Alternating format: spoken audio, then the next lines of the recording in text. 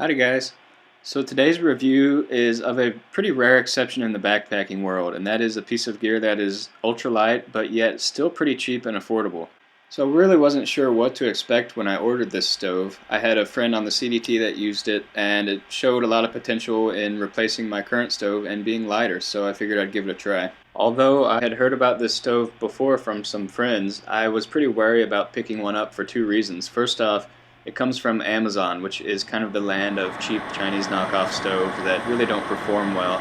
And secondly, it has about a $16 price tag, which is really cheap and not something you would expect quality from.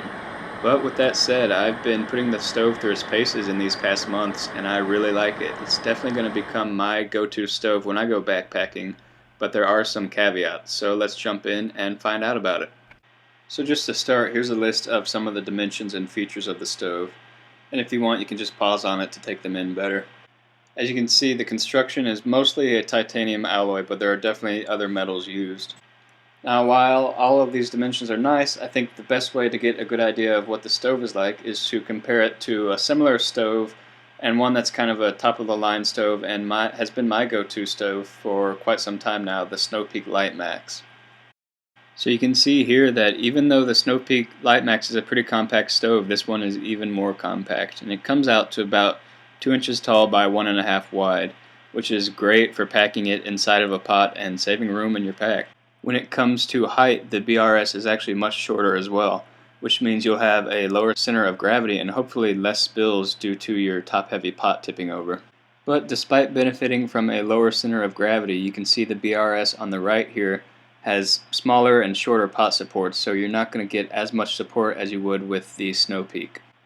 Now, before I get too in-depth into these two stoves, I'm going to go ahead and start the boil test that I did to give you an idea of how fast these stoves can boil water comparatively.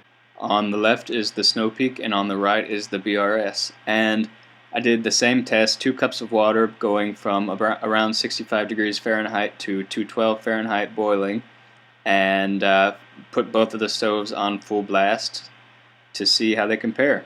And just for your information, I'm at around 670 feet of elevation. So while these boil, I figured I'd go into some of the caveats about the BRS stove. As you can see, with its narrower pot support base, it comes right to the edge of the pot that I'm using, and the Snow-Peak, however, extends a little farther beyond, and the flame base on the Snow-Peak is much wider. I would compare the BRS kind of to a pocket rocket flame that goes directly up to the bottom of the pot. And what that means is you don't really want to use this BRS stove for more than 2 people. It's not going to be able to handle a large pot and large amounts of water very well. The supports are a little weaker, and the flame base is more suited towards a mug pot like the one I'm using here, where all the flames stay under the pot, because with a larger pot you're really not going to be able to heat the entire base, and it's not going to be as efficient with this stove. Okay, now the boils are coming to an end, and you can see that the BRS only took about 6 seconds longer to boil than the Snow-Peak, which is super minimal and pretty impressive. Up next here I'll be comparing the noise that the two stoves make, and you'll notice the BRS kicks in second with more of a jet sounding noise compared to the hissy noise of the Snow-Peak, and it's certainly louder if that's a factor for you in stove selection.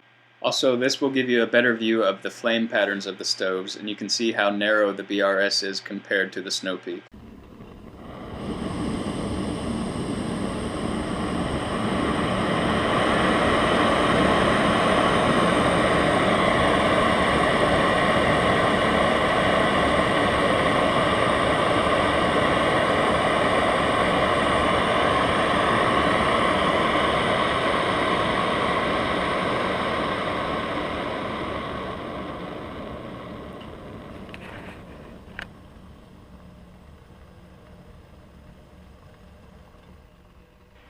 So that's how the two stoves stack up against each other.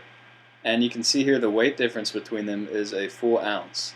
And if you go and add in the stuff sack that comes with the BRS, that brings it up to 1 ounce total, which as far as I know is the lightest fuel stove around.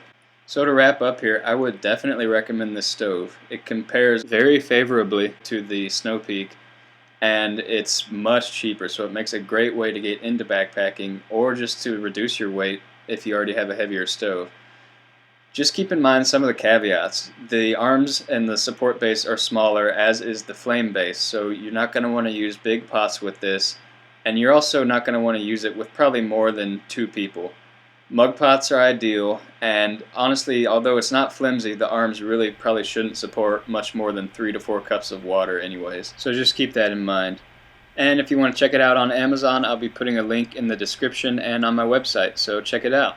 Well guys, I hope you enjoyed this review, and if you did, consider heading over to my Patreon page down there and supporting this content so I can continue to bring more to you. I really enjoyed doing it, and I love to hear from you guys. Thanks for watching.